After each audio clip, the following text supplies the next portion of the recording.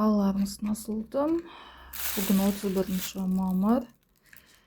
Ай толып жатыр. Тазалау амалын салғам тиктокқа, қандай керек деп. Басын көпшілік денсаулық депті. Енді көреміз. Денсаулық ең бірінші әрине ол зор байлық, ол денсаулық қой. Сіздің махаббатыңызды да, сіздің жұмысыңызды да егер денсаулығыңыз болмаса, сіз дұрыс жұмыс істей алмайсыз, сіз махаббатыңызға адал қалай қасыңызға серік те бола алмайсыз, егер ауырып жатсаңыз рахатын көре алмайсыз. Махаббаттың әулеттің даңқы үшін сіздердің аруақтарыңыздың жебеп жасқасын деп шырақ жағам. Өйткені аруақтар шешеді адамның денсаулығын, тағдырын, бүкіл сіздің тұрмыс тіршілігіңізді. Денсаулықпен қатар қазір бірінші көреміз, диагностика жасап, мына жерге өзіңіздің есіміңізді атап айтсаңыз болады. Мен пәленше қазір диагностика көреміз. Не? Одан кейін мен мына жерге тек денсаулық емес, адамға денсаулық әрине ең басты байлық, сол керек. Бірақ бұл өмір махаббаттан жаралған. Махаббат арнасында тазалайық. Махаббат молынан болсын, өйткені махаббатсыз дүние бос. Сондықтан ол өміріңізге күш қуат береді одан сайын. Сондықтан денсаулық та, махаббат та. Ақша ол құрал, ақша ол жай ғана күш қуатқа келетін қазыналық билет. Сондықтан денсаулық пен махаббатыңыз берік, күшті болса, ақша қолдың кірі, дүние қолдың кірі, ол табылады, оған уайымдамаңыздар. Сол опырым деп бастайық. Есімдеріңізді ішіңізден атап, аруақтарыңыздан көмек сұрап,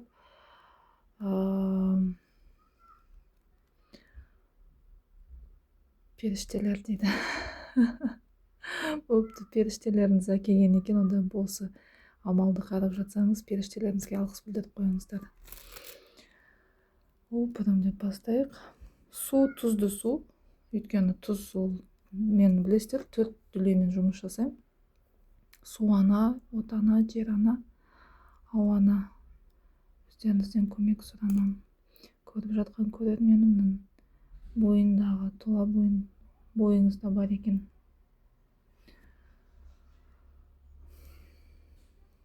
Басындағы, көзіндегі, ойындағы иіс қабілет, көру қабілет, есту қабілет, жеу, ішу, қорытатын қабілет, тамағында, кеудесінде, тұла бойындағы, жүрек тұсындағы, асқазан, шек қарын, жыныстық бездер, аяқ қолындағы, бүкіл омыртқа жотасындағы, қандай да ауыртпалықтар, қандай да тіл көз, қандай да қиын бездер, асқынғандар, ауыртпалықтар, осы отпен, сумен қара жерге сіңсін. Айтқаным, сұрағаным.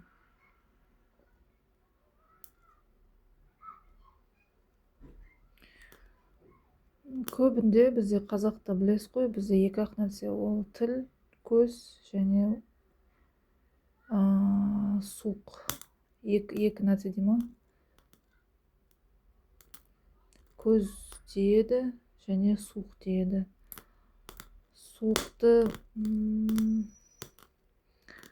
біз қатам қазақ шөппен емделген. Жалбызды қайнатып ішсеңіздер болады, ол жүрекке де пайдалы. Тіл көзге енді осы амалдарды қарайсыз. Тұла бойыңызды тазалайсыз. Жаман әдеттерден, ойыңыздағы жаман естеліктердің бәрін отқа қарап, сумен ағызып тастайсыз.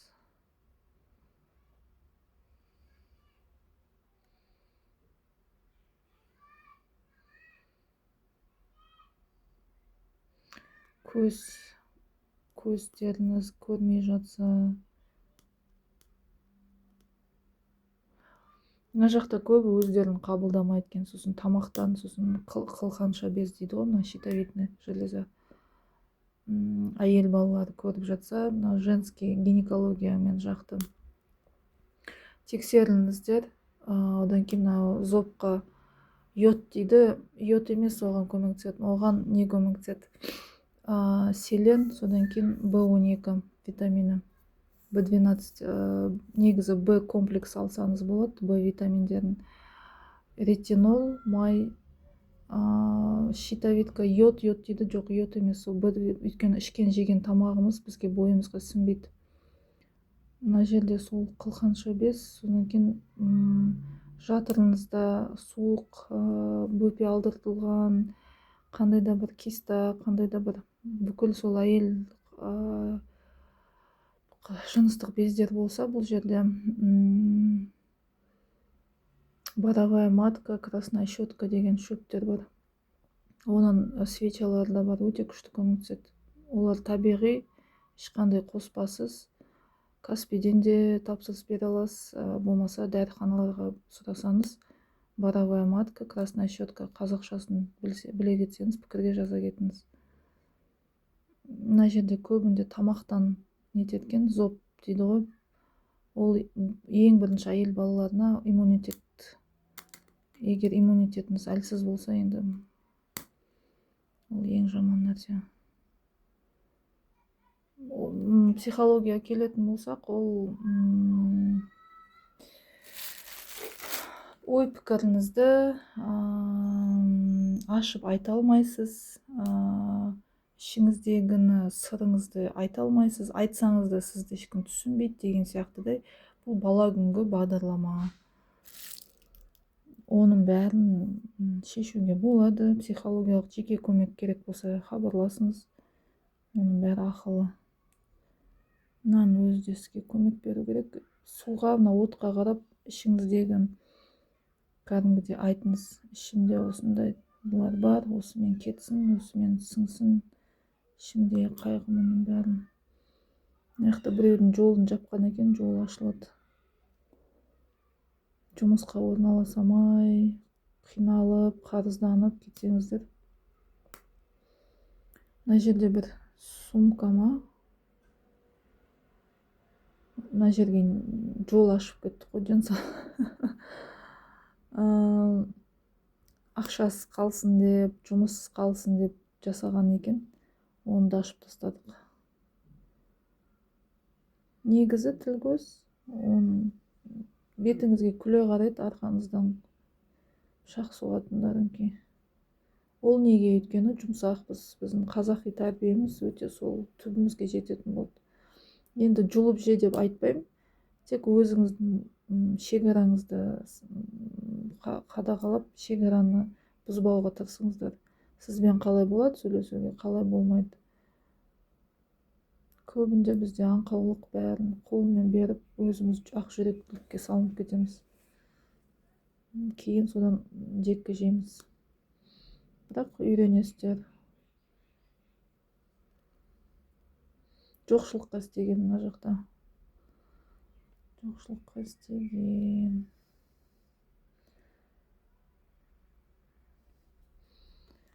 Жоқшылыққа істегенді.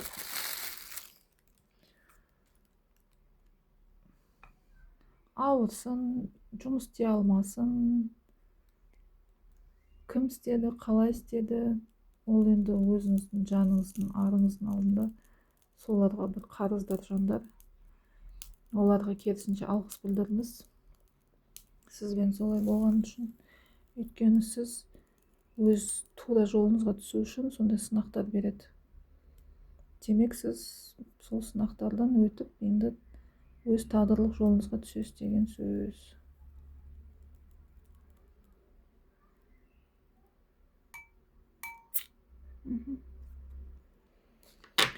Сол.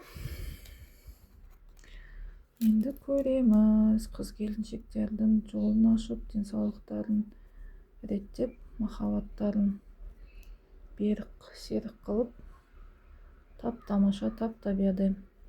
Бул амалдын багасын айтпаппын. Міндетті түрдө тиркелесиздер, лүпүл басасыздар. Эгер тиркелмеген жандарга бул көмөктеспейди. Көрүп алып кайтып чыгып кеткенсен, онда ден соолугуңуз кайта бузулат. Мен де сөйтүп міндетсинейин. Жок Салтан, жумушуңа акча бергим келет, кол акыңды бергим келет, кандай да сыйакым бар десеңиз, номеримди билесиздер, аккаунттун бетинде тур. Өйткөнү пикирге номер жазсам, TikTok оны чыгарткызбайт. Канча сумма салгыңыз келсеңиз, өзүңүз да билесиз. Сол. Эгер жок, менин каражатым жок, БДД көп сүйлөп кетсеңиз, тиркелесиз, лүпүл басасыз. Сизден сондай акы. Өйткөнү бул өмүрдө тегин эчтеме жок. Эң болмаса, солай көмөгүңүз болсун. Касиеттүү ата баарлыктарым, касиеттүү пирлер, касиеттүү әулиелер, касиеттүү әмбиелер, касиеттүү периштелер, касиеттүү әулет сакчылары, көрүп откан ар көрөрменимдин, ниети түзүү көрөрменимдин, багалайтын көрөрменимдин, құрметтейтін көрерменмін. Тұла бойындағы деніндегі қандай да ауыртпалықтар, зиянкестер, қандай да қиын қыстаулар, тіл, көз басындағы әулеттің өзіне керекті емес сынақтарын тұла бойынан тазалауды сұранам. Ата барлықтары өз ұрпақтарыңызды жебеп жасқап, қолдап қорғап, көмек берулеріңізді сұранам. Жолдары ашылсын, бақтары ашылсын, махаббаттары, серігтерін тауып, егер үйлі жайлы болған болса, махаббаттары баянды болып, шаңырақтары тұрақты, өте бақытты, шаттықта өмір сүрсін. Жалғыз бастылар өз тегін тауып, мұрат мақсаттарына жетсін, үйлі жайлы болсын, үбірлі шүбірлі болсын, ұрпағымен өсіп өнсін. Қазағым байысын, қазағым өсіп өнсін. Айтқаным, сұраған.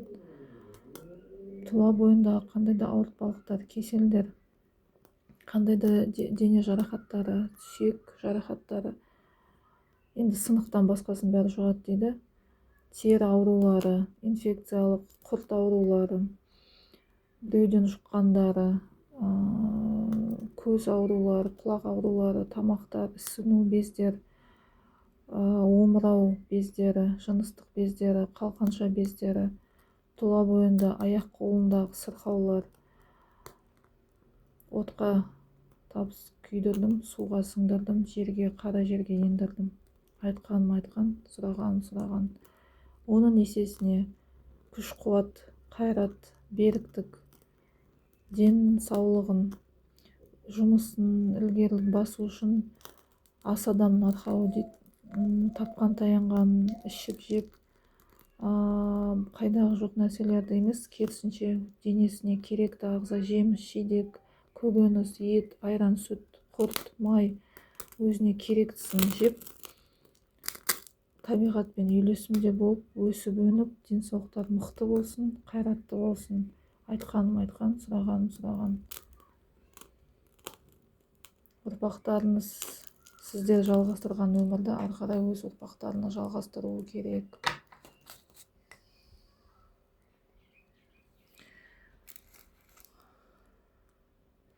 Құдіретті Тәңірем, құдіретті Ұмай апа, ерлігі шексіз ерлік қаған, өздерінен тәу еттім, өздерінен көмек сұрадым. Көріп отқан әр көрерменнің деніне саулық, мықтылығы, аяқтарын табандылықтары артсын. Айтқан, сұраған.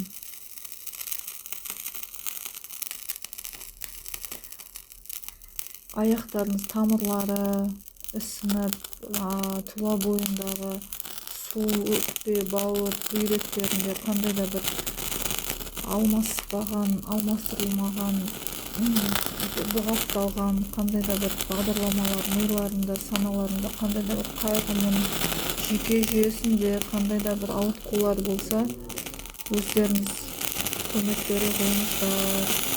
Айтқан, сұраған.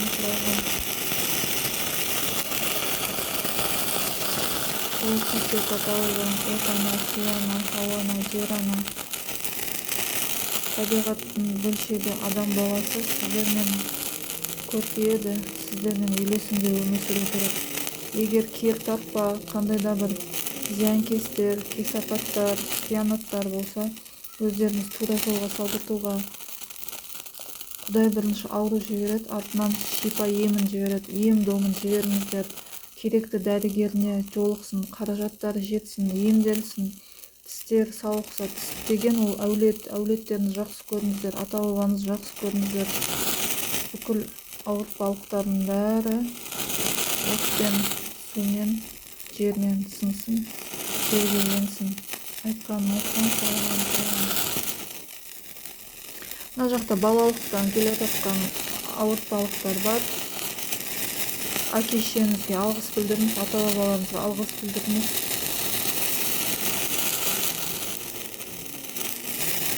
Өкпелемеңіз үстінде, іштеріңізде күйік бар екен. Күйікті ағарғанмен қайтарасыз. Болмаса қазір әңгелікті шығарады қауындар. Сол қауын жеп, сонымен іштегі ыстықты қайтару керек. Мәселе өте алыстан, өте бала күннен келатқан бір ауыртпалықтар бар. Сіз олардың өмірін өзгерте алмайсыз, олар үлкен кісілер. Қайтып өзгертесіз олардың өмірін. Жіберіңіз, Құдайға жіберіңіз, Құдайға салыңыз. Әйтпесе мына күйік жаман ауруға айланып кетеді. Қасиетті ата-баба аруақтары, ұрпақтарыңызға жол көрсетіңіздерші. Емді қалай жасайтынын, дәрігер соған қызметін төлей алатын, одан кейін сол дәрісін ала алатын қаражатқа қолдары жетсін. Айтқаным, сұрағаным.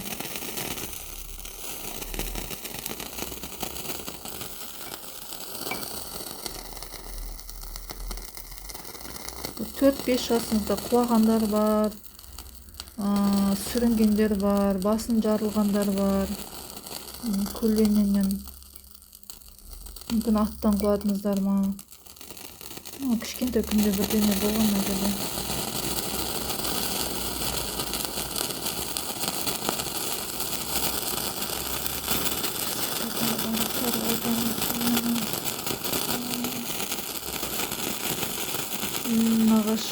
Нағаш жұртыңыздан да бір әулеттен бір бағдарламалар бар. Көбінде мен әйел адамдар қарап отыр. Бұл жерде сол женский жағынан қарауыңыздар, емделіңіздер.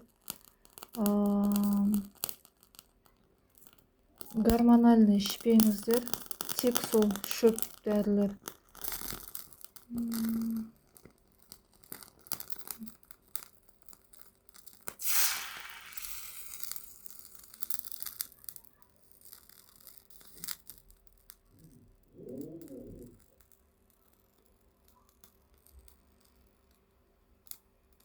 4-5 жасар айтып отырмын ғой, 4-5 жасында құлағансыздар ма, суықтағансыздар ма, енді зорлап, сондай да болуы мүмкін. Оның бәрін миды тазалау үшін оны жіберу керек. Құдайға салыңыз, Құдайға тапсырыңыз, бұл тағдыр. Егер өмір бақи соны жек көрініп, қашан жазасын алады деп жүрсеңіз, ол ешқашан жазасын алмайды. Егер сізге қиянат адамға жазасын бергіңіз келсе, оны тек Құдайға тапсырасыз. Сол кезде лезде жазасын алады. Айтты да қойды деңіз. Егер жоқ, мен оны соттаймын, мен оны оттаймын, мен оны бүйтем, сөйтем, мен оны қайтып жіберем, ол мен тәнімді зорлады, ол мен өмірін быт шығарды, ата-пата деп жүрсеңіз, ол ешқашан жазасын алмайды. Өйткені сіз оны ұстап, миыңызда кетіре алмай отырсыз. Ешқайсымыз идеальный, ешқайсымыз періште, ешқайсымыз пәк емеспіз, ешқайсымыз әулие емеспіз. Бәріміздің кем-кетігіміз бар. Егер басыңызға қандай да қиын түссе, ауру, ол ең бірінші сынақ. Егер сізді ақшамен, аурумен сынап жатса, демек бұл сіздің дұрыс емес жолда келе жатырсыз деген сөз. Сондықтан бұл жерге ұлы күштерге өкпелеудің қажеті жоқ. Бұл жерде бірден етек қолыңызды жинап, бірден айтуыңыз керек. Қай жерде шалыс бастым, қай жерде қате бастым, қай жерде мен дұрыс жасамай жатырмын деп іздену керек. Бұл жерде емделу керек, жата бермей, отыра бермей, жылай бермей. Мен сияқты шеберлерге хабарласу керек, дәрігерлерге хабарласу керек, өзіңіз ізденуіңіз керек. Не болып жатыр, қалай болып жатыр, неге маған ондай аяғым сындым, неге қолым сындым? Кейбір кезде періштелер жолдан қағады, сізді бір өлімнен қағады, сондай кезде де болуы мүмкін. Бірақ көбінде ауру мен ақша, ол сіздің өзіңіздің қате басып жүргеніңіз деген сөз. Сондықтан кінә бұл жерде тек өзіңізде. Сынақты тек өзіңіз өтесіз. Біреу үшін өтпейсіз, біреу сіз үшін өтпейді. Қанша қараймын деген сұрақтарға өзіңіз қарайсыз. 3 күн, 5 күн, 1 күн, бұл жерде шектеу жоқ. Қашан ашып қарасаңыз да бұл амал өз күшінде, өз орнында әрқашан көмек береді. Қазір видео өшкеннен кейін беті қолдарыңыз жуасыздар. Тұз суға жуынсаңыздар болады, шомылсаңыздар болады. Бұл жерде ешқандай да бір не жоқ.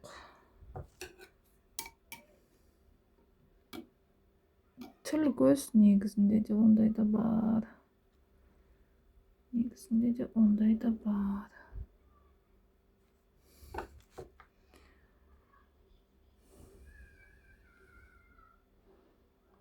Көбінде сол әйел балаларында.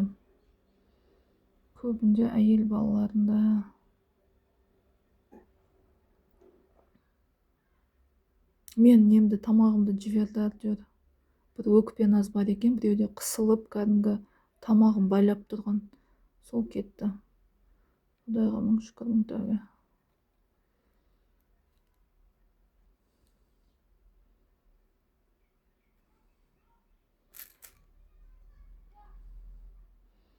Көбінде жұмыс істемесін, аяқ қол істемесін, аяғын байланып, жолын байлаған сондай нәрселер. Сондықтан оны тазалаңыздар, таза жүріңіздер. Жақсы ойлаңыздар, тек жақсы тырысыңыздар.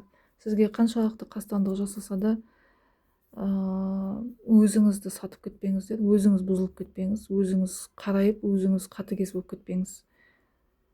Өйткені сынақ сол үшін келеді. Сізді тексереді. Аурумен сынайды, баламен сынайды, ақшамен сынайды, байлықпен сынайды, жоқшылықпен сынайды, күйеумен сынайды, бақытпен сынайды, мансаппен сынайды, билікпен сынайды. Бұл не үшін? Адам өз-өзін жоғалтпамау керек. Сондықтан мен сіздерге сенем, өйткені маған жібі түзу, өзім сияқты ақ жүрек, ақ көңіл адамдар тартылады. Өмірлеріңіз одан сайын күшті болады. Оны қазір мен қараймын. 2 нұсқа ма? Қанша қарайық? Алып тастайық та.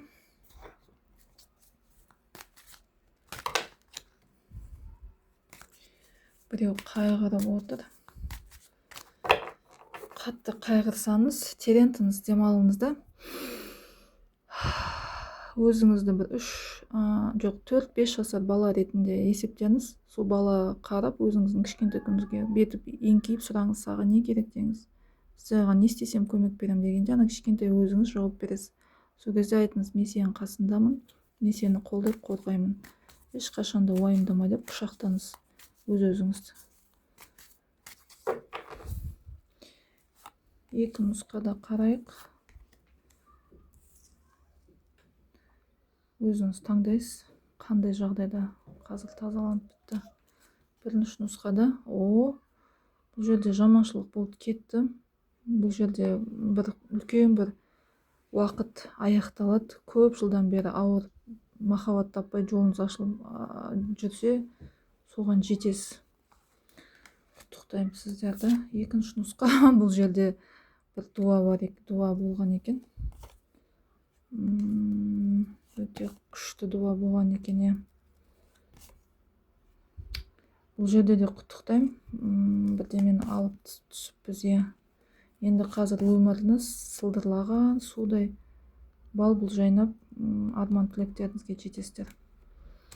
Екеуін тағы не айтам, Салтан дұрыс айтады. Бір еркектен келген екен. Бұл жерде бір ыстпанды бұзыппыз. Пақ шіркін. Ұзақ уақыттан біреу басыңызды дуалап келген екен. Онда түсіріппіз. Пақ шіркін. Болды, енді бәрі өз жолына кетіп, өз тағдырыңыз, өз жолыңыз өзіңізге келеді. Айтқан, сұраған. Аруақтарыңызға алғыс білдіріңіздер. Жылап, қорқып отырғандардың бәрі өз жолында армандарыңыз орындалады. Сол жандарым, сол осындай керемет сарында, осындай керемет нүктеде қойылып, сіздерге тек жақсылық тілеймін. Қашанда адам қалыптарыңызда қалыңыздар, бұзылмай, сынбай, жеңілмей, тек алға ғой, тек алға. Сол жандарым, сол қазағым аман болсын, өсіп өніңіздер, аман есен сау болып тұрыңыздар.